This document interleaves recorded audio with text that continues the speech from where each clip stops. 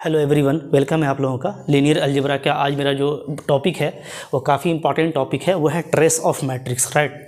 तो trace of matrix, देखिए ये सब जो है ना छोटी छोटी चीज़ें हैं जो बहुत सिंपल और इजी हैं, बट इससे एग्ज़ाम में क्वेश्चन श्योर है और आपसे बन भी आसानी से जाता है। तो आसानी से देखिए, इसको आराम से देखिए, बगैर स्किप किए नॉर्मल स्पीड पे देखा कीजिए। देखिए हर पॉइंट में कुछ ना कुछ इंपॉर्टेंट बातें डिस्कस होती हैं, तो आपको हर सेकंड हर मिनट इसको अच्छे से देखना है, राइट। तो लास्ट तक देखिएगा, बहुत मज़ा आएगा। क्या है इसमें, देखिए हम लोग बात कर रहे हैं ट्रेस ऑफ मैट्रिक्स पे, राइट। पहले से भी आप जानते होंगे ट्रेस बहुत ही अच्छा चीज़ है, ठीक है, मैट्रिक्स का। तो यहाँ पे एक चीज़ ध्यान दीजिएगा कि ये जब भी डिफाइन होगा तो स्क्वायर मैट्रिक्स के लिए होगा, n क्रॉस n, देख रहे हैं ना।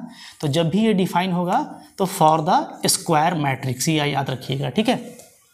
और इसको हम लोग डिनोट करते हैं सिंपली TR ऑफ A, यानी ट्रेस ऑफ A को ऐसे डिनोट किया जाता है, राइट। अब इसका देखिए, इसका क्या क्या प्रॉपर्टी है, कुछ प्रॉपर्टी याद रहेगा तो एग्जाम में आपसे MCQ जल्दी बनेगा, ठीक है। पहला है कि trace of A is equal to sum of diagonal entries, right. यानी आपने जैसे कोई आपको मैट्रिक्स दे रखा है, मैं एग्जांपल लेके चलता हूँ, ठीक है।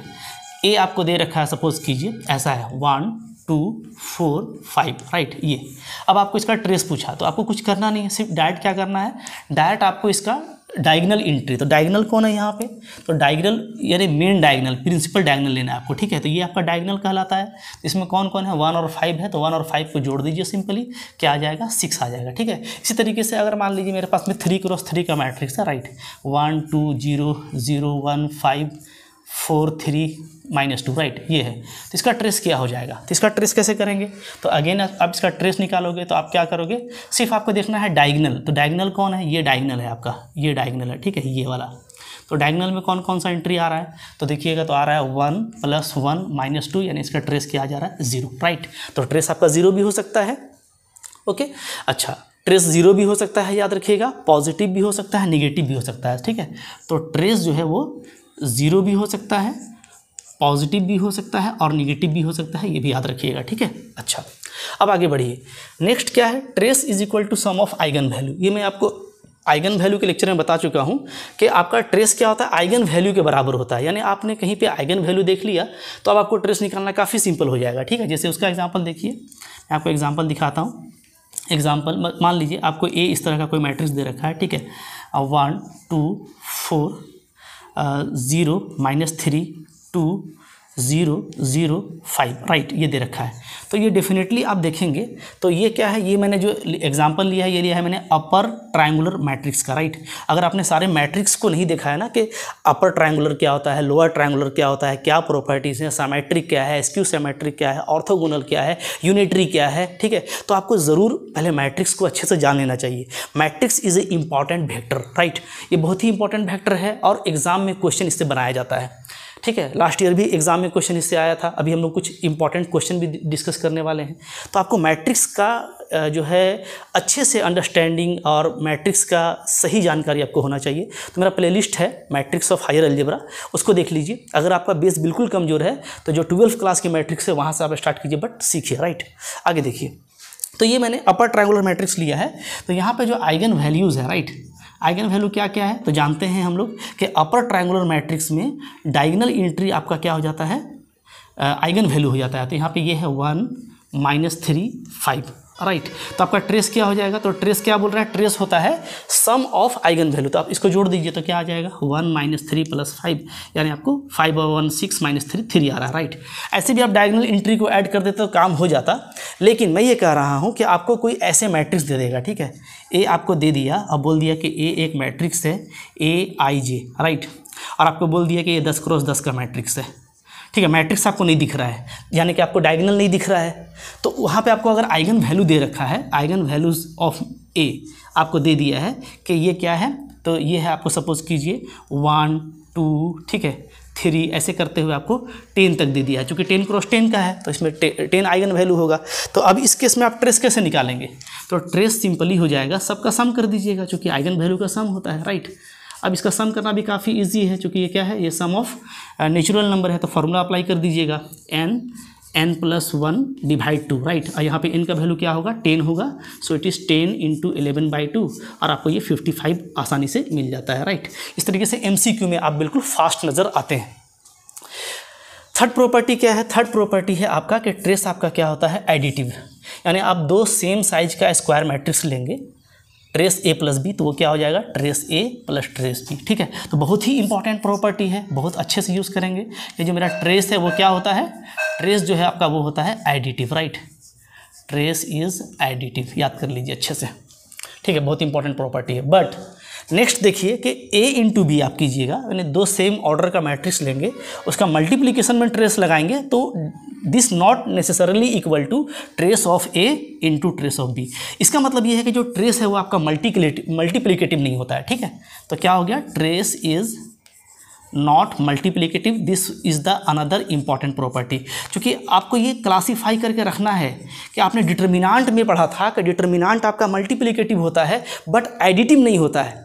तो डिटर्मिनांट वाले एमसीक्यू में मेरा जो हथियार है वो क्या है? वो है मल्टीप्लिसिटी। लेकिन ट्रेस क्या होता है? एडिटिव होता है बट मल्टीप्लिकेटिव नहीं होता है। तो ट्रेस में जो मेरा हथियार होगा वो क्या होगा? वो होगा इसका एडिटिव प्रॉपर्टी, राइट। आगे देखिए, नेक्स्ट जो है वो ये है कि trace of A into B को आप trace of B into A लिख सकते हैं, ये इक्वल होता है, राइट। थोड़ा इसको और जनरल करेंगे तो देखिए, trace of A B C D को आप क्या क्या लिख सकते हैं? ठीक है, तो trace of A B C D को हम लोग लिख सकते हैं, जैसे एक सर्कल बना लीजिए, आपको मैं तरीका बता रहा हूँ। ठीक है, आप ऐसे इसमें सर्कल में डाल दीजिए ए बी सी डी, और सर्कल को आप ऐसे घुमा दीजिए। ठीक है, जिस ऑर्डर में वो दिया हुआ है, किस ऑर्डर में दिया हुआ है? ए बी सी डी, तो यानी हमको ए बी सी डी ऐसे चलना है। ठीक है, अब ना आप इसमें जैसे भी चलेंगे ट्रेस इक्वल होगा। जैसे मैं सी से स्टार्ट करूं या बी से स्टार्ट करूं तो बी सी डी ए बन जाएगा, बी सी डी ए। आपको जो नोटेशन है, सेंस ऑफ नोटेशन वही लेना है, इसी ऑर्डर में घूमना है। ठीक है, फिर इसी तरीके से ये ट्रेस क्या हो जाएगा? अगर मैं डी से शुरू करूं तो डी ए बी सी हो जाएगा, D A B C, right. तो इस तरीके से ये ट्रेस का प्रॉपर्टी होल्ड करेगा, जिस ऑर्डर में दिया हुआ है उस ऑर्डर में घूमते जाइए, ट्रेस उसके इक्वल होता जाता है। नेक्स्ट है कि अगर आपने मैट्रिक्स में किसी स्केलर से मल्टीप्लाई किया है तो ट्रेस के केस में, ठीक है, हम लोग का वो के बाहर आ जाएगा, स्केलर डेफिनेटली। चूँकि आपको सिर्फ डायगोनल एलिमेंट को ऐड करना है, तो मैट्रिक्स में जो डायगोनल एलिमेंट का जो मल्टीप्लायर होगा के, तो वो सिर्फ के ही होगा। ठीक है, वन टाइम होगा तो के को बाहर निकाल लेंगे, राइट। अच्छा, trace of A transpose equal to trace of A, right. चूँकि आपको पता है कि ट्रांसपोज ऑफ मैट्रिक्स से क्या होगा? डायगोनल तो वही रहेगा ना, डायगोनल तो चेंज करेगा नहीं। ठीक है, तो अगर आपको प्रॉपर्टी नहीं भी याद है तो आप थोड़ा यूज़ करके डेफिनेशन को बहुत कुछ एलिमिनेट कर सकते हैं। यहाँ पे देखिए, trace of A B star क्या है? हर्मिशन मैट्रिक्स है। ठीक है, हर्मिशन मैट्रिक्स क्या है ये आपको देखना चाहिए, प्लेलिस्ट में मिल जाएगा। तो अब इसको आप ऐसे लिख सकते हो, ठीक है, अप्लाइंग दिस प्रॉपर्टी। फिर बी स्टार होता क्या है? तो हर्मिशन मैट्रिक्स होता है आपका, क्या होता है? बी का हम लोग लेते हैं कंजुगेट और इसका ट्रांसपोज लेते हैं, राइट। तो जाहिर सी बात है ट्रांसपोज तो हट जाएगा, चूँकि ट्रांसपोज का जो ट्रेस है वो सेम होता है, तो बच जाएगा कंजुगेट। इसको आप फिर ऐसे लिख सकते हो। ठीक है, तो इसका मतलब ये हो गया कि आप दोनों मैट्रिक्स के एलिमेंट को मल्टीप्लाई करते चले जाएंगे, राइट। तो आपको ये मिल जाएगा। एग्जाम्पल करेंगे तो हम लोगों का ये क्लियर हो जाएगा। ठीक है, इसी तरीके से सपोज़ कीजिए कि अगर यहाँ पे सेम रहता, मतलब कि ए रहता और ए स्टार रहता, तो हम लोग क्या करते? तो डायरेक्ट इसका मतलब ये हो जाता है कि हम लोग सारे एलिमेंट का मॉडुलस लेके, अगर कॉम्प्लेक्स सेट है तो उसका स्क्वायर करके जोड़ देते। ठीक है, क्या करते? सम ऑफ, लिख देता हूँ मैं, sum of square of modulus of all entries, of modulus of all entries, right. यानी जितना भी एंट्री है सारे एंट्री का हम लोग क्या करेंगे? मॉडुलस का स्क्वायर लेकर के जोड़ते जाएंगे, तो ए स्टार का निकल जाएगा। ठीक है, राइट, क्लियर है। तो इस तरीके से देखिए ये सब इंपॉर्टेंट प्रॉपर्टी है, तो प्रॉपर्टी पे आपको काम करना है। ठीक है, जिससे आपका एग्जाम में एमसीक्यू काफ़ी जल्दी सोल्व होगा। 2 एग्जाम्पल देखेंगे, बहुत मज़ा आएगा। ठीक है, तो देखिए यहाँ पे 2 एग्जाम्पल है। ठीक है, बहुत ही सिंपल एग्जाम्पल है, और ये दोनों जो मैंने क्वेश्चन लिया है ना, ये मैंने लिया है CSIR नेट से, राइट।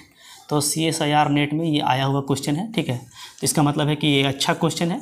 ठीक है, ये भी क्वेश्चन आपका नेट में आया हुआ क्वेश्चन है, 2018 का क्वेश्चन है, राइट। तो ये it is also of CSIR 2018 का क्वेश्चन है। ठीक है, ज़्यादा पुराना भी नहीं है। तो आप देखिए यहाँ पे क्या है कि ये जो क्वेश्चन है इसमें आपको बोलता है कि trace of AB square A equals to, किसके इक्वल होगा? ठीक है, तो तरीका हम आपको बताए अभी कि AB स्क्वायर A को कैसे लिखेंगे।